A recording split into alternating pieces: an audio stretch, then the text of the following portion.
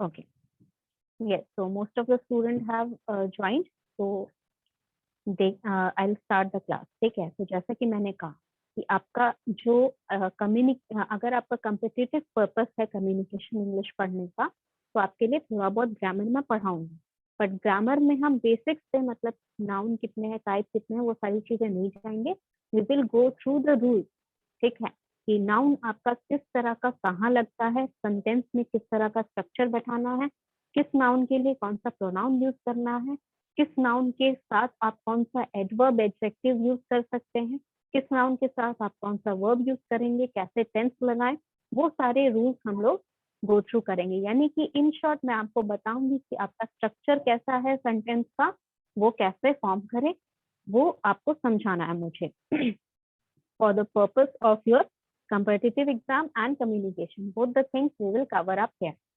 Second thing, communication के लिए आपको सबसे जरूरत है कि आपको पहले ये जानना है कि आप क्या कम्युनिकेट कर रहे हैं, यानी कि द आइडिया. ठीक है, जो कम्युनिकेशन का जो स्ट्रक्चर होता है, वो बेसिक स्ट्रक्चर तो आपको पता ही होगा. क्या होता है बेसिक स्ट्रक्चर? बेसिक स्ट्रक्चर होता है सेंडर. ठीक है, सेंडर ने idea, they have an idea, the sender have an idea and they will format it. ठीक है, वो एक तरह का उसको फॉर्मेट करेंगे, उस फॉर्मेशन में रखेंगे जिस फॉर्मेशन में आपका जो रिसीवर है, वो रिसीवर आपको समझ पाए बहुत अच्छे तरीके से. अगर मेरा पर्पस ये है कि मैं क्लास में जो भी पढ़ा रही हूँ वो आपको समझ में आए.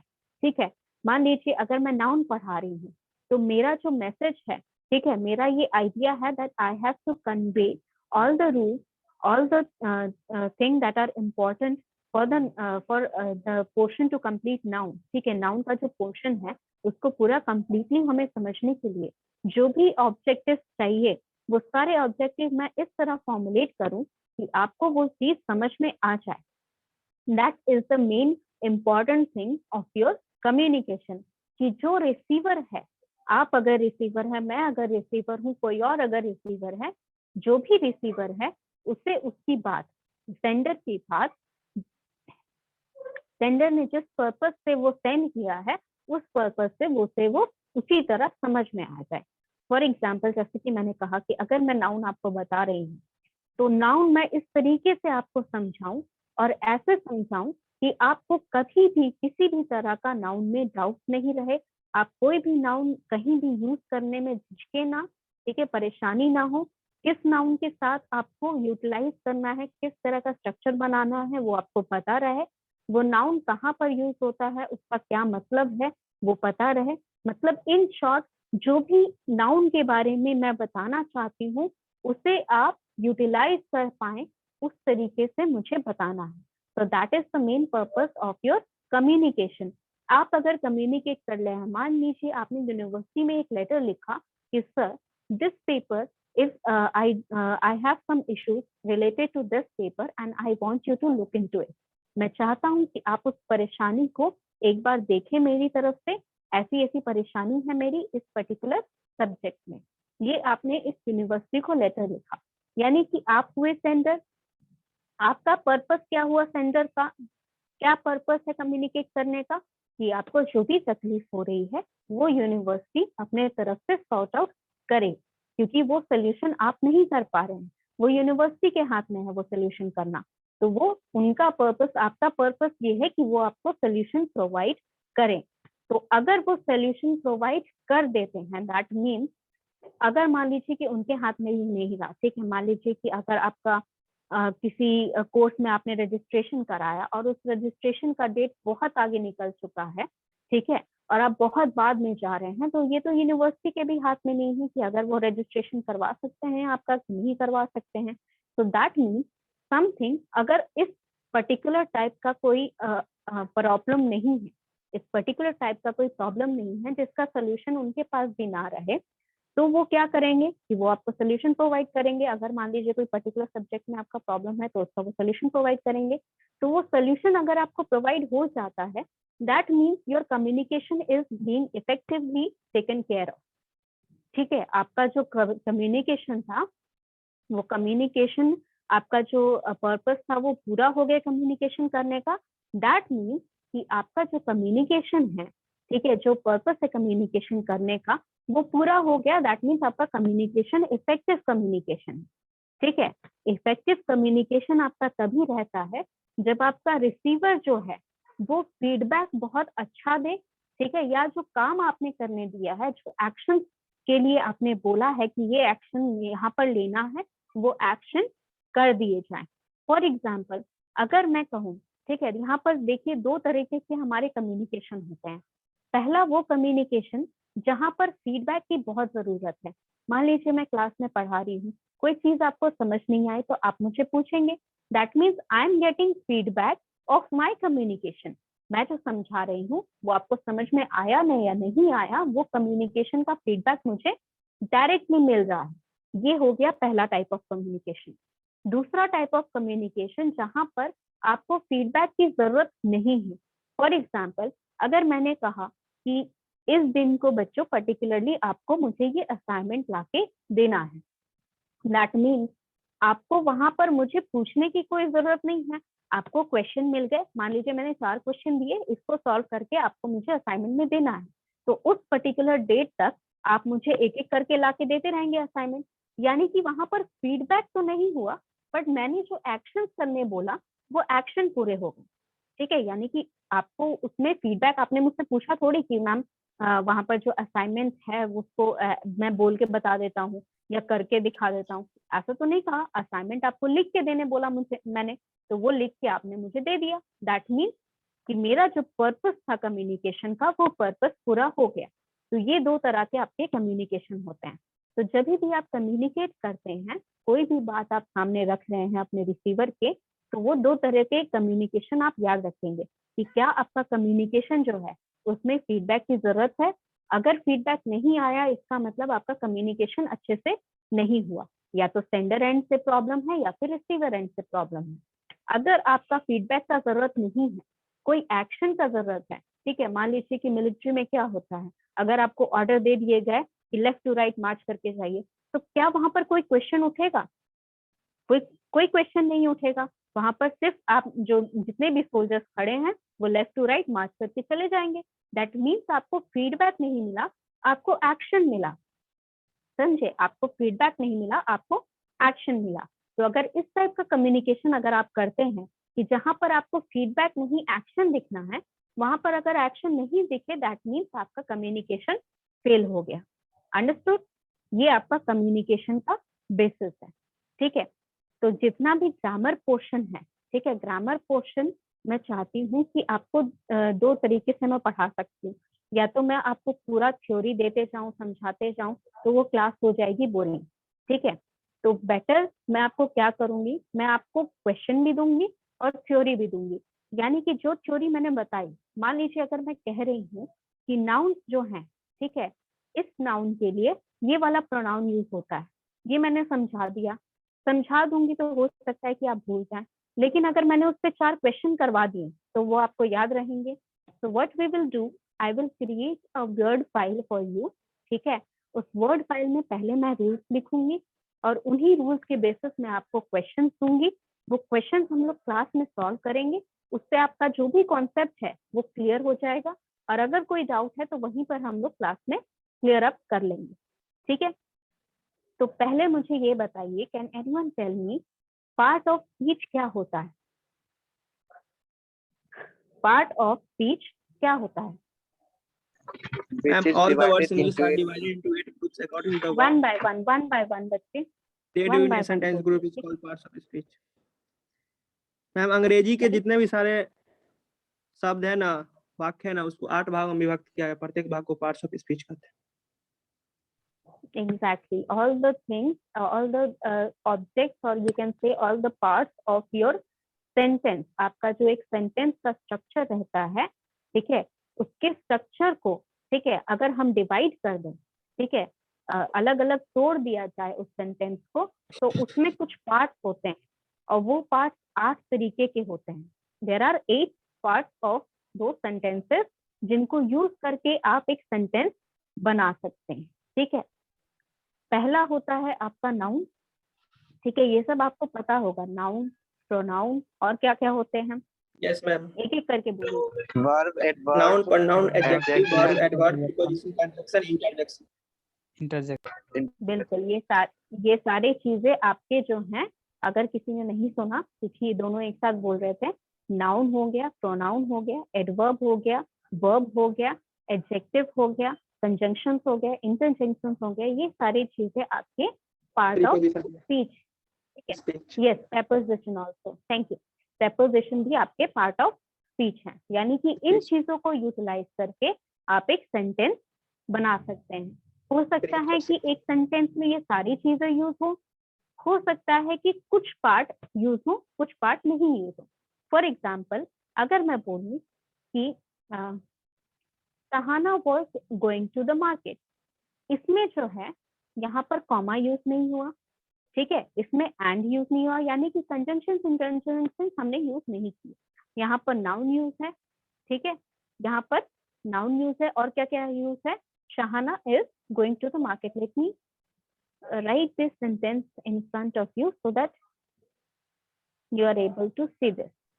नाउन यूज है, वर्ब यूज है। हाँ, 1 मिनट बच्चे, यहाँ पे स्क्रीन मुझे शेयर करने दीजिए। हाँ, तो सेंटेंस हमारा ये है कि Shahana is going to the market. Okay, this is your sentence.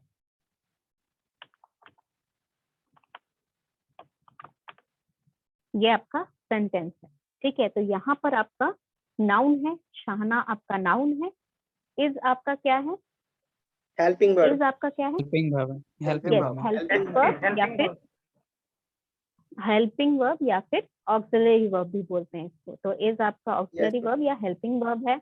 Going आपका मेन वर्ब है, ठीक है, जो एक्चुअल वर्ब, हाँ, मेन वर्ब। सेंटेंस का मेन वर्ब का मतलब क्या होता है, जो काम एक्चुअल में हो रहा है।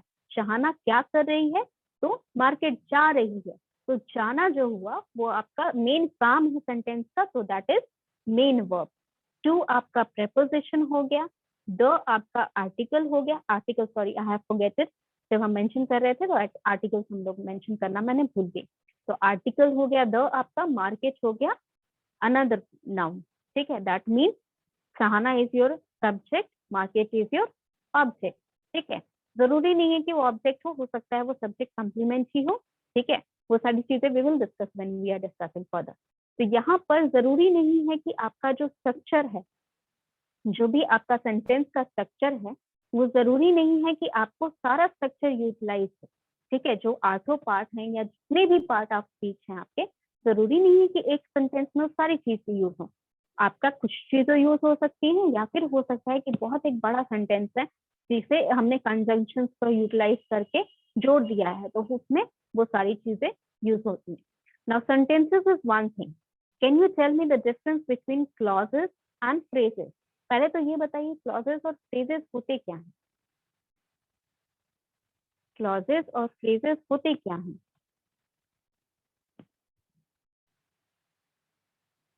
रिपोर्टिंग क्लॉजेस मैम एग्जैक्टली याद नहीं आ रहा है, बट इसमें होता है ना कि किसी थर्ड पर्सन का हम बोलते हैं, किसी के बारे में रिपोर्ट करते हैं।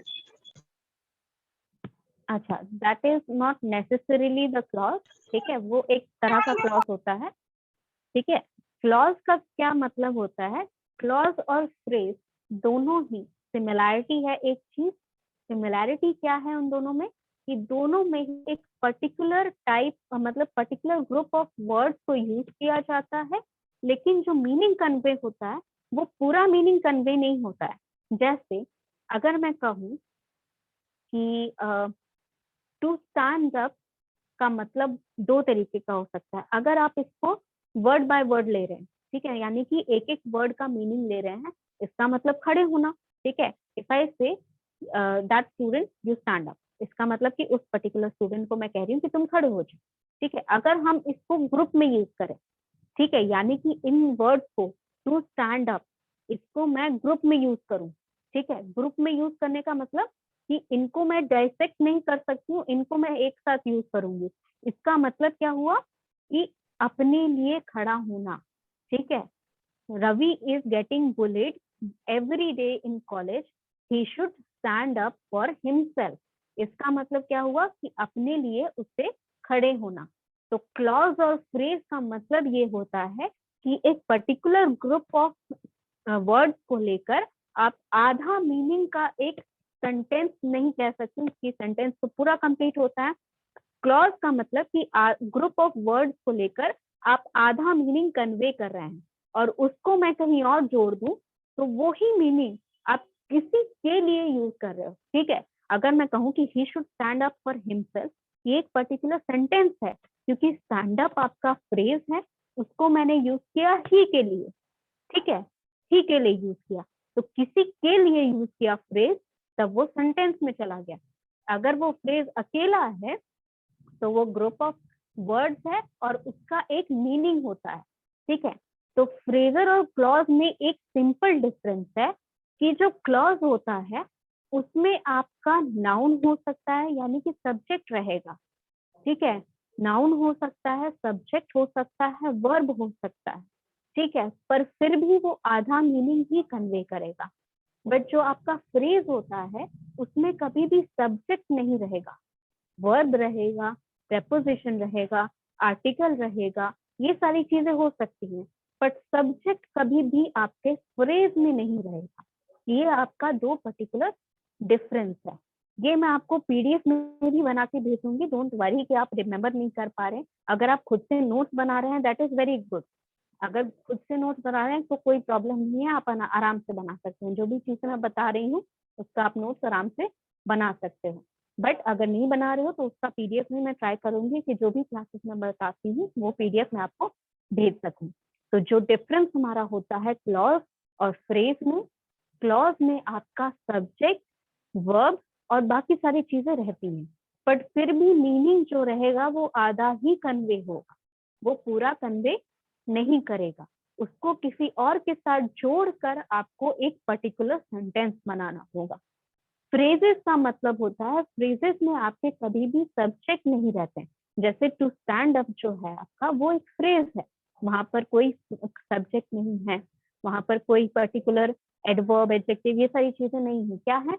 वर्ब है, प्रपोजिशन है, आर्टिकल है, ये सारी चीजें रह सकती हैं। ठीक है, बट सब्जेक्ट कभी भी नहीं रहेगा। ठीक है, ये आपका पर्टिकुलर डिफरेंस है दोनों में। और एक चीज, जो आपके पार्ट ऑफ स्पीच है, ठीक है, पार्ट ऑफ स्पीच में क्या उसमें कितने टाइप के होते हैं, कौन से होते हैं, इसका मैं एक वर्ड फाइल भेज दूंगी या पीडीएफ भेज दूंगी, तो दैट इज एनफ, क्योंकि वो आप पढ़ सकते हैं। ठीक है, क्योंकि उस सब बताने में मुझे पूरा कम से कम 3-4 क्लासेस लग जाएगा और उससे कोई फायदा नहीं होगा, क्योंकि कितने टाइप ऑफ नाउन है ये आप भी जानते हैं, मैं भी जानती हूँ। ठीक है, कितने टाइप ऑफ प्रोनाउन है ये आप भी जानते हैं, मैं भी जानती हूँ। अगर आपको टाइप के नाम भी नहीं पता होंगे तो आप कम से कम वो वर्ड को देख के बता दोगे कि ये एक टाइप का होता है, वो एक टाइप का होता है। तो वो सारी चीजें आपके कोई यूज की नहीं है अगर मैं वो सारी चीजें बता रही हूँ। तो क्या यूज का है आपका, मैं आपको बताऊंगी कि वहां पर किस नाउन को किसके साथ यूज करना है, कौन से प्रोनाउन को किसके साथ यूज करना है। फॉर एग्जाम्पल, ही किसके लिए यूज होता है? ही एक प्रोनाउन है आपका, ही किसके लिए यूज होता है?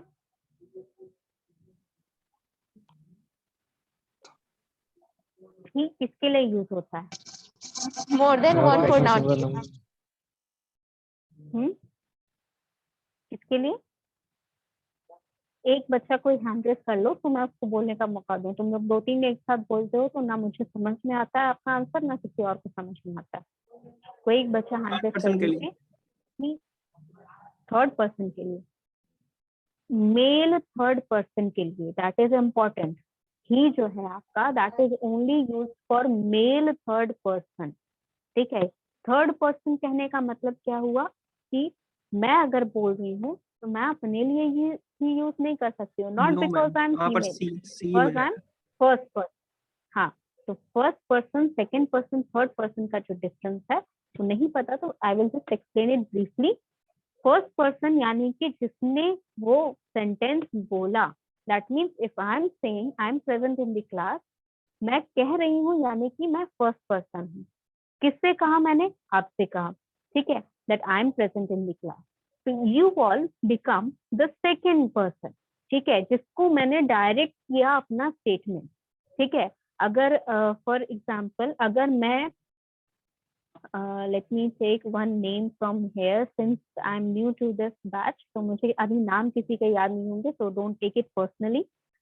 जो पहला नाम है मैं वही बोल रही हूँ, yes, Akshat Raj, let's take this name. तो अगर मैं अक्षत से कहूँ कि अक्षत I am present in the class, तो I am the first person and Akshat becomes the second person, जिसको मैंने अपना सेंटेंस बोला, जिसको डायरेक्ट किया.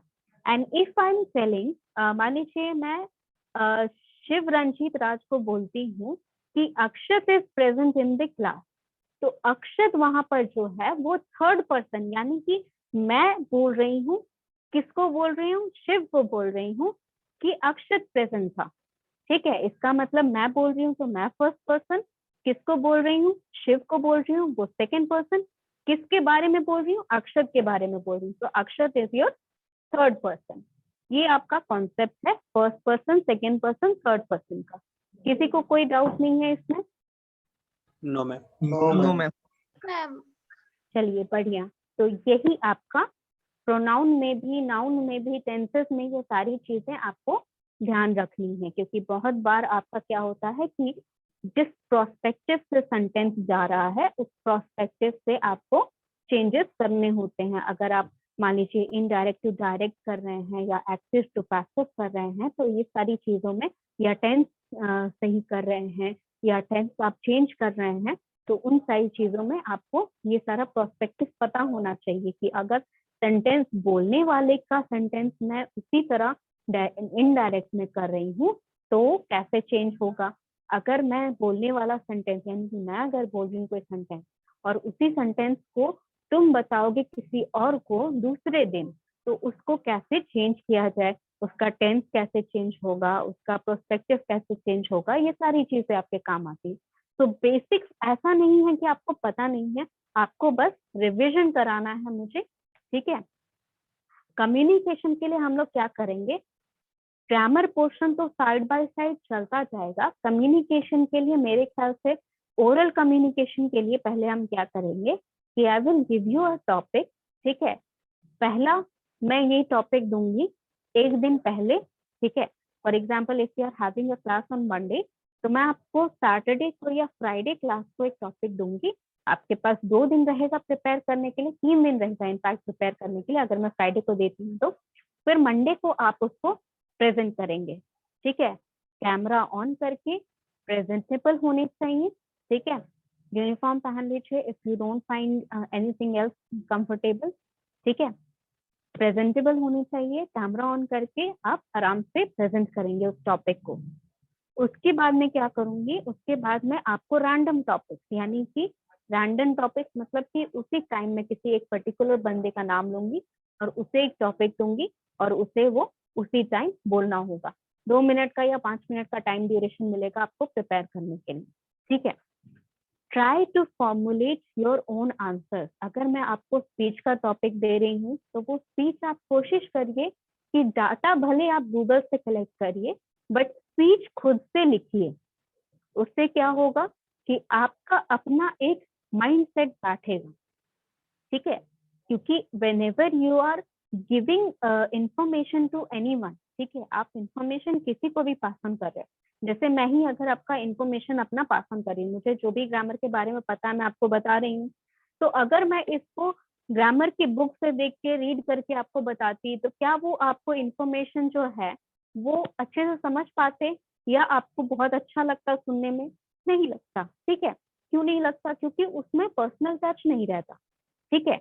मैं अगर अपनी आसान भाषा में आपको समझा रही हूँ या हिंदी में आपको समझा रही हूँ, या आप कह सकते हैं कि एग्जाम्पल्स देख के मैं आपको रियल लाइफ एग्जाम्पल देख के समझा रही हूँ, तो उससे क्या हुआ? उससे हुआ ये कि जो भी आपका टेक्निकल थिंग्स था, ठीक है, grammar is a very technical stuff, ठीक है. टेक्निकल स्टफ का मतलब सिर्फ आपका कंप्यूटर से रिलेटेड नहीं होता है. टेक्निकल यानी कि जो फैक्ट्स हैं, ठीक है, तो जो फैक्ट्स हैं उनको अगर मैं प्रेजेंट करूं एक अच्छे तरीके से, यानी कि अपना एक आप कह सकते हैं कि मेरा अपना एक पर्सपेक्टिव लगा के मैंने आपको समझाया, तो वो ज्यादा जल्दी समझ में आएगा।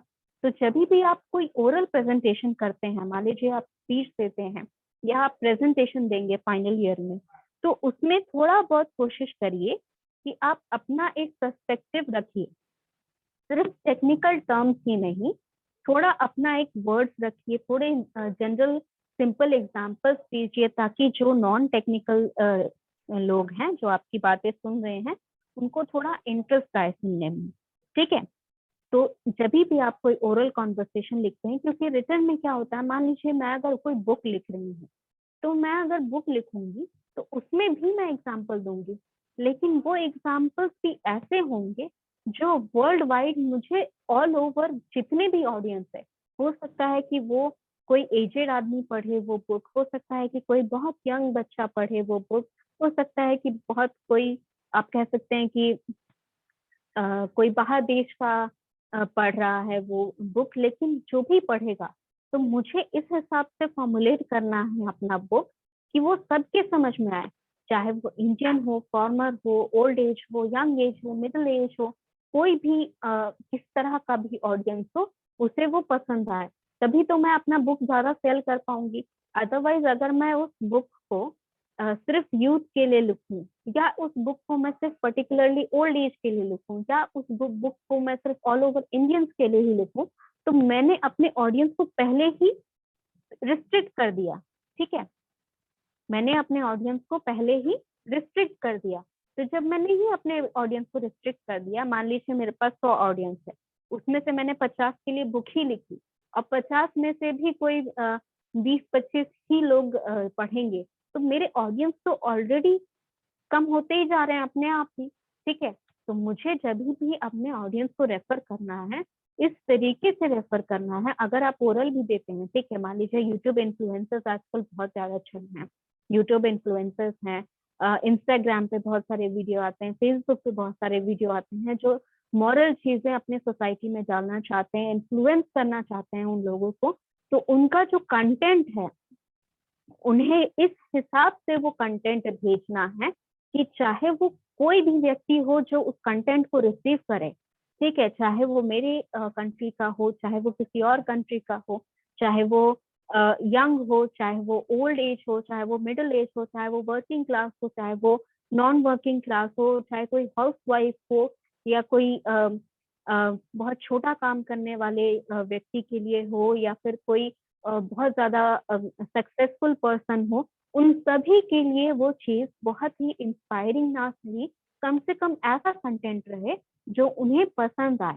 ठीक है, तो ओरली भी आप जब भी कुछ कम्युनिकेट करते हैं तो आपको ऑडियंस के ध्यान में रख के ये चीज कम्युनिकेट करना।